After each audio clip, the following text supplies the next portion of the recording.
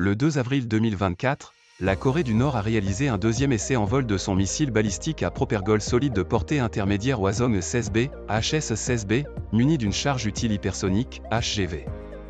Si la propulsion semble prête pour un déploiement opérationnel, la fiabilité de la charge utile HGV n'est pas encore assurée.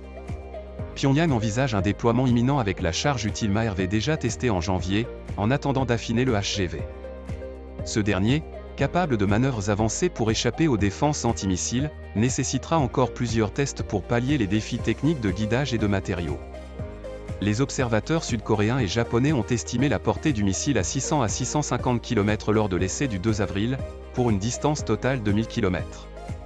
Lancé depuis un transporteur érecteur-lanceur, TEL, par un lancement à froid, suivi de l'allumage du premier étage, le HS-16B s'inscrit dans la stratégie nord-coréenne de déploiement d'une force de missiles à toute portée, incluant des technologies hypersoniques.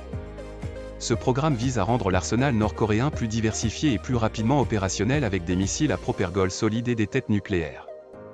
La Corée du Nord a affirmé vouloir généraliser cette technologie à tous ses missiles tactiques, opérationnels et stratégiques. Cette modernisation représente une menace potentielle pour les bases américaines et les systèmes de défense antimissiles en Asie-Pacifique, notamment à Guam, aux Philippines, au Japon et dans les îles Aléoutiennes. Malgré les sanctions internationales, ce programme de développement confirme la détermination de la Corée du Nord à renforcer ses capacités militaires avec des systèmes avancés. Le missile HS-16B nord-coréen est lancé à froid depuis un conteneur ouvert, probablement pour accommoder la largeur de sa charge utile hypersonique, HGV, qui dépasse celle du propulseur. Utiliser un conteneur scellé pour le HS-16B nécessiterait une conception plus large, rendant le transport sur TEL difficile. Une couverture protectrice est donc placée sur le HGV pour le préserver des températures extrêmes. Il est peu probable que la Corée du Nord passe entièrement aux missiles à propergol solide. Pyongyang pourrait simplement réduire ses missiles à propergol liquide tout en poursuivant les versions solides pour diversifier son arsenal.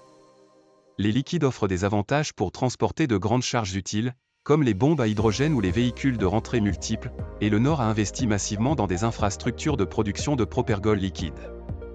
Les missiles IRBM conservent une grande importance pour Kim Jong-un, qui leur accorde une valeur militaire stratégique proche des ICBM. Ces missiles peuvent viser les bases américaines dans le Pacifique, notamment Guam et certaines zones au Japon.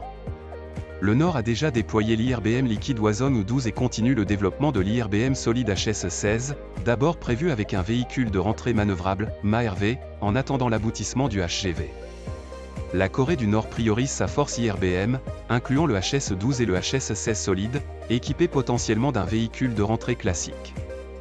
Le programme HGV reste en cours malgré les défis techniques, tandis que le MAERV fournit une option fiable pour contrer les défenses antimissiles américaines. Merci d'avoir regardé cette vidéo. Abonnez-vous et activez la cloche pour suivre nos prochaines publications.